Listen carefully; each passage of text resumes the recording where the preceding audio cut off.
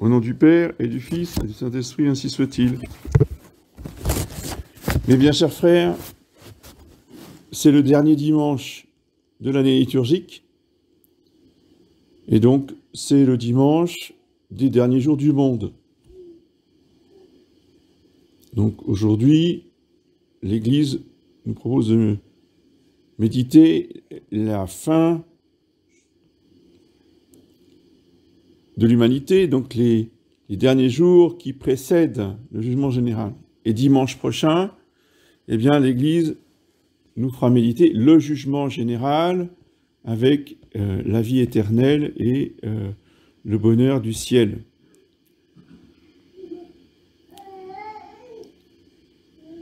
Aujourd'hui, permettez-moi de préciser, de rappeler 2-3 points fondamentaux pour l'éclairer d'un regard surnaturel.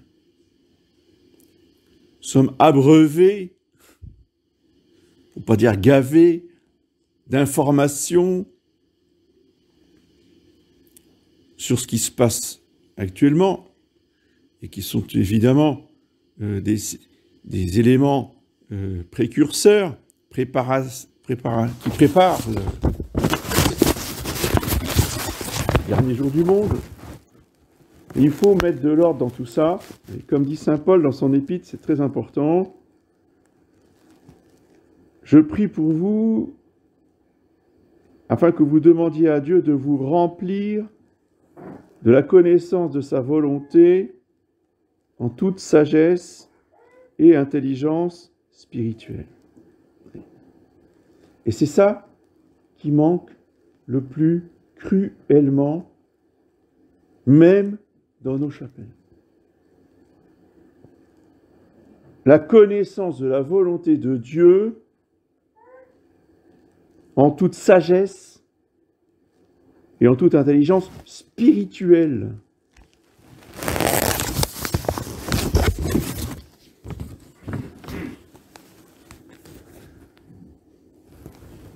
Alors oui, effectivement, il y a un projet d'unification du monde. Il faut en être conscient. C'est ce que saint Paul appelle ailleurs la fin du temps des nations. Ça veut dire quoi, la fin du temps des nations?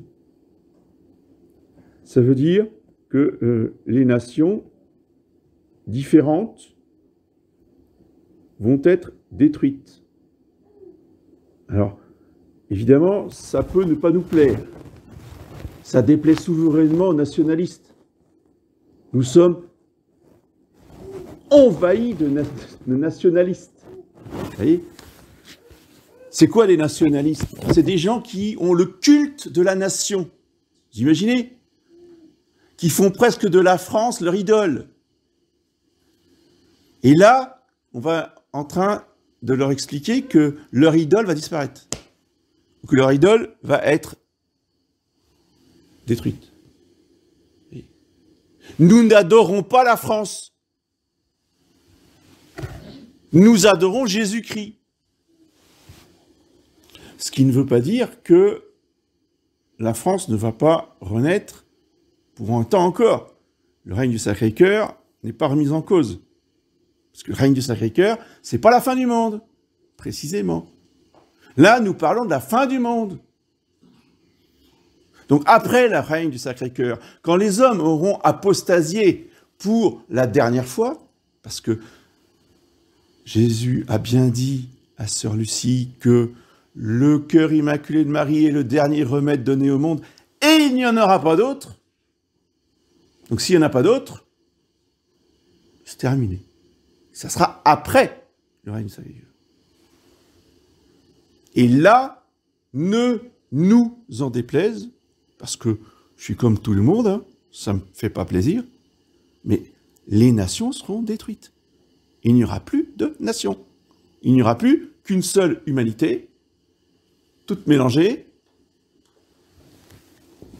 métissée, un seul empire mondial, avec un seul roi du monde, une seule monnaie, pour ceux qui pourront encore avoir une monnaie, qui auront, justement, dit Saint Jean, accepté la marque de la bête. Ça sera le règne de l'intelligence artificielle, le transhumanisme, etc., etc.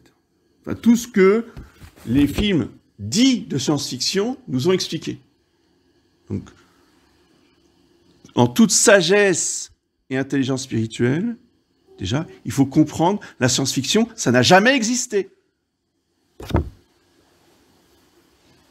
La science-fiction, ce sont des films faits par les serviteurs de Lucifer, ou Satan, comme vous voulez, qui nous expliquent à l'avance notre avenir. C'est pas du tout de la fiction. C'est juste une explication comment ils vont nous traiter. C'est tout. Et ça va tellement vite, oui, que les plus anciens d'entre nous ont cette terrible expérience. Même si je ne l'ai pas vu personnellement, j'en ai quand même vu des extraits, je sais de quoi ça parle. Je veux dire, quand dans les années 80, on a vu sortir un film comme Terminator, moi ça ne m'intéressait pas, enfin, j'ai jamais été intéressé par les films de science-fiction de ce style, mais bon, pour moi c'était un délire de cinéma, si vous voulez. Franchement. Et pourtant, j'étais biberonné au pauvre Flessis, donc... Mais honnêtement, je n'aurais pas jamais pu imaginer qu'un jour, j'aurais pu connaître ça. Aujourd'hui, c'est pas de la science-fiction. Aujourd'hui, c'est de l'information. C'est ce qui existe dans des laboratoires. Ça existe déjà. Ce n'est pas diffusé, ce n'est pas industrialisé, mais ça existe déjà. Donc tout cela est parfaitement expliqué dans les livres de Pierre Hillard, et avant lui d'Henri Coston. Donc Henri Coston, c'était des livres qu'on lisait dans des groupuscules totalement hors circuit de la société. Aujourd'hui, tout le monde en parle, même sur la télévision. Donc nous y sommes. Et pourquoi le Seigneur Jésus permet ça ? Pour que nous comprenions, que nous réalisions, parce que le fait de nous le dire, vous voyez, on n'y croit pas. On a beau nous expliquer les choses, on n'y croit pas. Là, on est bien obligé d'y croire, c'est sous nos yeux. Oui. Donc, il ne faut pas dire, ça n'arrivera jamais, c'est sous nos yeux. Donc, certes, tout cela est vrai, tout cela doit être surnaturalisé. Oui. Sinon, eh bien, on mène de faux combats. Oui. Les nationalistes mènent de faux combats quand ils restent uniquement sur le plan politique. Oui. Je rappelle, pour mémoire, que le nationalisme est une doctrine révolutionnaire. Hein? C'est les révolutionnaires de 1789 qui ont inventé cette doctrine du nationalisme.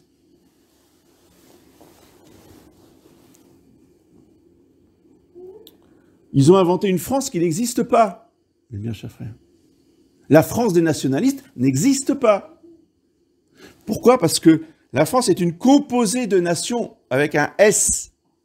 Je rappelle que le roi s'adressait toujours à ses peuples au pluriel, et non pas à la France et les Français. Ça, c'est les républicains, c'est les présidents de la République qui parlent comme ça. Les rois n'ont jamais parlé comme ça. Les rois s'adressaient à leur peuple, à leurs nations différentes. Et donc, il y avait une reconnaissance des nations qui composaient la France, le royaume. Il faut remettre les choses en place, parce qu'on a tellement pris l'habitude de croire que les nationalistes sont des défenseurs de la doctrine catholique, que c'est faux.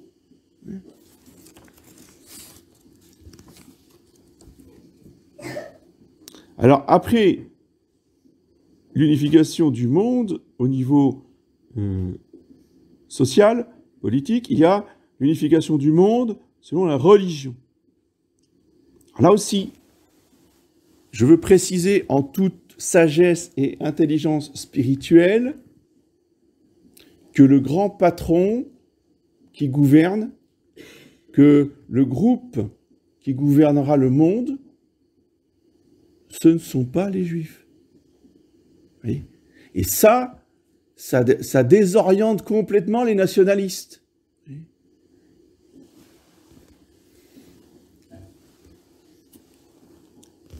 Celui qui gouvernera avec son Christ, comme il le présentera, qui sera l'antéchrist, c'est Lucifer. Et j'ai bien dit Lucifer. J'ai pas dit Satan. Vous voyez ? Lucifer fera disparaître les satanistes.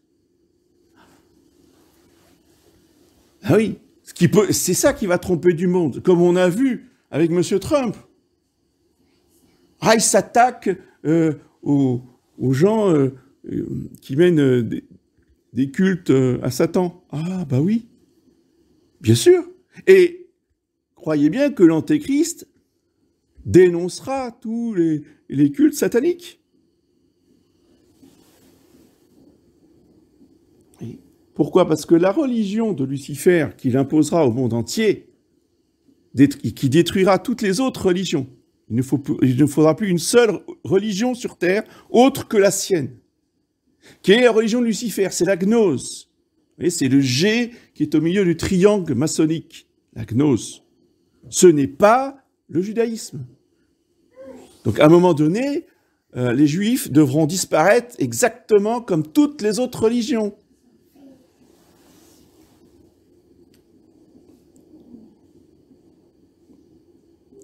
L'Antéchrist est un séducteur. Il va se présenter comme l'ami de tous les hommes, l'ami du progrès, l'ami des sciences. Il va apporter tout un tas de bienfaits matériels objectifs. Il va faire du bien au monde entier, objectivement.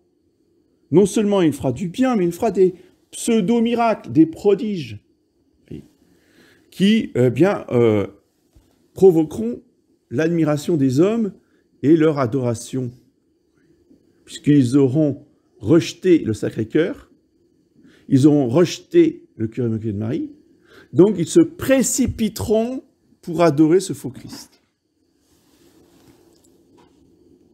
Mais avant que ce faux Christ n'arrive, eh bien, l'Évangile nous dit il y aura des faux Christ et des faux prophètes, des pseudo-Christ ou des pseudo-prophètes. Et là, nous avons aussi sous les yeux, à foison, des faux Christ, des fausses apparitions, des fausses saintes vierges, d'où l'importance de ne jamais aller voir, écouter ou se déplacer sur place de ces apparitions modernes où justement tout est mélangé. C'est quoi la gnose ? Le principe de la gnose, c'est on mélange tout. Oui, ce qui correspond très bien au règne de l'Antéchrist. L'Antéchrist veut mélanger tous les peuples. Il veut détruire les nations, il mélange tous les peuples. Mais il ne mélange pas simplement tous les peuples, il mélange toutes les religions pour en faire une synthèse qui est la gnose. Oui. Et cette gnose, là je la fais courte, hein, je m'étale pas sur la gnose, mais pour que vous compreniez le principe, on trouve des citations du Coran, de l'Évangile, des livres bouddhiques, des livres hindous, enfin tout est bien, mais on prend ici et là. Oui. C'est le Nouvel Âge, c'est toutes ces choses-là qui mélangent tout. Alors, ça c'est la religion de Lucifer, je vous ai dit. Et c'est très dangereux, parce que ça ne pose aucun problème aux catholiques. Oui. Nous avons déjà les lucifériens chez nous. Ils sont partout dans Radio Courtoisie, ils sont partout dans TV Liberté, et ça ne dérange absolument pas les prêtres de la Fraternité Saint-Pénis de collaborer régulièrement dans les émissions avec ces gens-là, qui ont été dénoncés par un certain nombre d'auteurs Aujourd'hui, on ne les entend plus, mais dans les années 90, ça a été une guerre terrible contre tous ces prêtres qui, justement, collaboraient avec tous ces gnostiques. Il faut que nous restions sur nos gardes.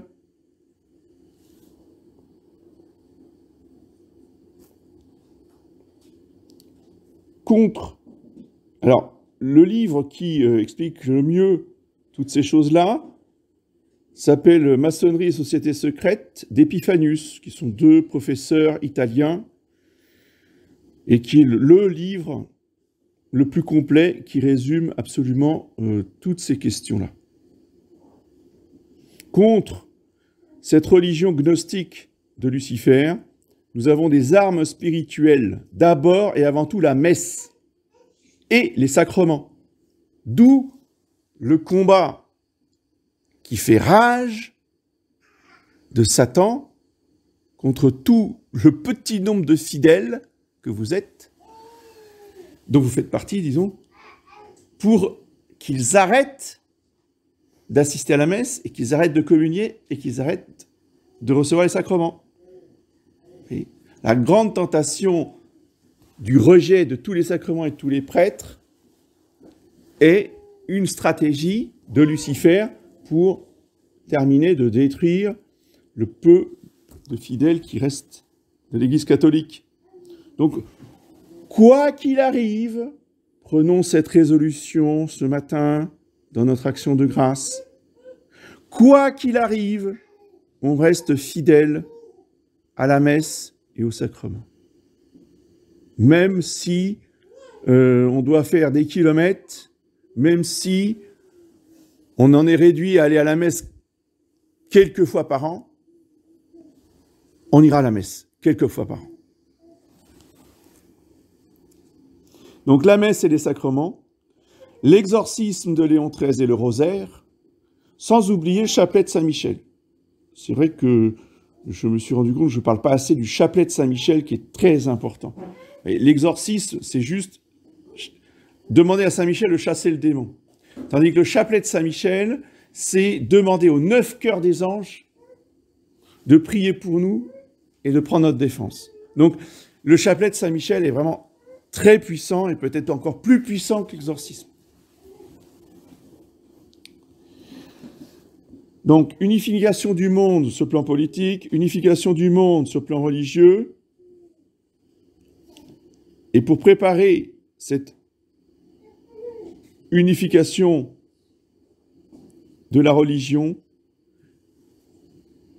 Lucifer a suscité la création d'une fausse église, dite catholique, avec à la tête le faux agneau qui parle le langage de la bête. Ça, c'est Saint Jean dans son Apocalypse, qui montre qu'il y a la bête, qui est un dragon à 7 têtes. Qu'est-ce que sont les 7 têtes? C'est les 7 péchés capitaux. Et face à cette bête, eh bien, il y a un faux agneau. Qui est ce faux agneau? Agneau, c'est quoi l'agneau? L'agneau, c'est sur Jésus-Christ. L'agneau de Dieu, c'est Jésus-Christ. Donc, si c'est un faux agneau, ça veut dire que c'est quelqu'un qui se fait passer pour un fils de Dieu, mais qui est un faux fils de Dieu. Et qu'est-ce qu'il a sur la tête? Pour le reconnaître, il a 2 cornes. 2 cornes, c'est bicorne. Bicorne, c'est 2 cornes. C'est quoi un bicorne? Un bicorne, ben, c'est une mitre. Vous voyez, une mitre parce que ça fait 2 cornes qui se rejoignent par le haut. C'est bien le chef de la secte conciliaire, qui a l'apparence de l'agneau, mais qui, Saint Jean nous dit, qui parle le langage de la bête, qui nous parle des droits de l'homme. Puis alors aujourd'hui, qui nous parle de bien d'autres choses qui sont exactement identiques, évidemment, au langage de la bête. Mais déjà, Wojtyla était un faux agneau, bien sûr.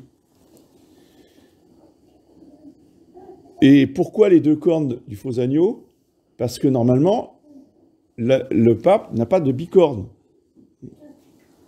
Les bicornes, les mitres sont pour les évêques. Le pape, il a une tiare.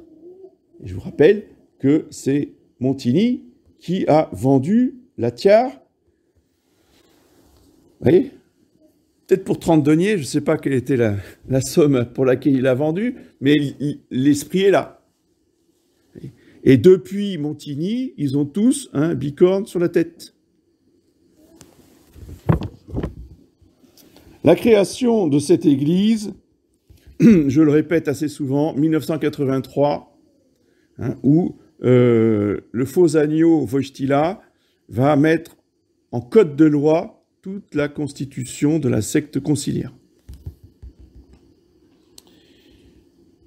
Et ainsi, celui qui faisait obstacle à l'arrivée de l'Antéchrist a sauté, a disparu. Saint Paul nous dit dans son épître aux Thessaloniciens qu'il y a un obstacle, ce qu'il appelle le katékon en grec, l'obstacle qui retient le fils de perdition. C'est quoi cet obstacle ? C'est l'infaillibilité pontificale. Voilà. Le vicaire du Christ, avec son infaillibilité, empêche l'Antéchrist d'arriver parce qu'il condamne les erreurs, les hérésies, et il garde le troupeau dans l'unité de la foi. À partir du moment où le pape disparaît, c'est terminé, il n'y a plus d'obstacle, donc l'Antéchrist peut arriver. Là aussi, il fallait qu'on le voie. Dieu est toujours pédagogique. Et il ne fait jamais les choses tout de suite. Pour ceux qui disent « Ah, mais non, c'est fini, monsieur l'abbé, il n'y a plus rien. » Non, non, non. Dieu fait toujours une répétition générale. Et après, on a le droit au scénario final. C'est exactement la même chose qu'il a fait pour Jérusalem. Je vous rappelle que pour Jérusalem, il y a eu 2 sièges. Le premier siège, il y avait tous les habitants de Jérusalem. Les catholiques, ils se sont dit, bon, bah c'est bon, on va tous y passer. C'est la réalisation de la prophétie de Jésus. Puis tout d'un coup, les armées sont parties. Ils n'ont pas d'esprit Jérusalem. Mais tout était fait comme si c'était le sac de Jérusalem. Les catholiques, qu'est-ce qu'ils ont fait? Ils ont dit, bon ça va, on a compris, on prend les bagages, on n'attend pas qu'ils reviennent, hein. On prend les bagages et on s'en va. Et ils sont partis dans les montagnes. Ne sont restés que les Juifs, et 3 ans après, Titus est arrivé, et alors là, c'était le sac de Jérusalem. D'accord? C'est pas tout de suite la fin. Mais par contre, Dieu nous fait comprendre qu'est-ce que sera la fin, pour que, quand ça arrivera, on comprenne tout de suite, et qu'on soit préparé. La période actuelle est une période de préparation, d'exercice, de mise en condition. Il nous faut donc prier le rosaire, l'exorcisme, le chapelet Saint-Michel, et surtout garder la confiance et l'espérance. Notre Seigneur nous dit, relevez la tête, car votre délivrance approche. Et dans l'épître, tous les conseils de Saint Paul sont à mettre en pratique tous les jours. Donc il faut porter les fruits de toutes sortes de bonnes œuvres, progressant dans la science de Dieu, c'est-à-dire que tout ce que nous vivons doit nourrir notre connaissance des Écritures. Progressant, fortifié à tous égards par la puissance de sa gloire, pour rester patient, persévérant, dans un sentiment de joie. Patient, persévérant, dans un sentiment de joie. Il faut cultiver et garder notre joie spirituelle et notre fierté d'appartenir à Jésus-Christ, roi de France, roi du monde, parce qu'il n'y a pas d'autre roi que notre Seigneur Jésus-Christ. Et comme saint Dominique Savio qui répondait à un de ses camarades, « Mais qu'est-ce que tu ferais, toi, si on te disait que la fin du monde, c'est pour dans 2 heures. Et Saint Dominique Savio avait répondu, parce qu'ils étaient en train de jouer au foot, il dit, je continue à jouer au foot. Puis après, quand le match est terminé, je vais en classe. C'est quoi le problème? D'accord? C'est pas la panique, on va construire une bade, on va s'enfermer, on attend que ça arrive, on ne travaille plus. Vous voyez, ça c'est le démon qui fait faire des choses comme ça. Le bon Dieu, mais on continue comme d'habitude. On fait son devoir d'État, c'est exactement ce que la Sainte Vierge est venue nous dire à Fatima. La sanctification des hommes des derniers temps, c'est de faire leur devoir d'État. Et notre devoir d'État, eh bien, c'est de nous occuper de notre famille, de nos enfants, de notre école, de notre métier, de la vie de tous les jours. Ça ne veut pas dire qu'il ne faut pas se préparer, mais on ne change rien à son devoir d'État. Ça, c'est fondamental. On a trop connu des personnes qui sont décédées depuis plusieurs années, qui avaient construit leur bunker, qui avaient fait leurs réserves pour 10 ans. Tout est parti à la poubelle et maintenant ils sont au cimetière. Donc, arrêtons de gamberger, de paniquer. Soyons patients, persévérants dans un sentiment de joie. Au nom du Père et du Fils.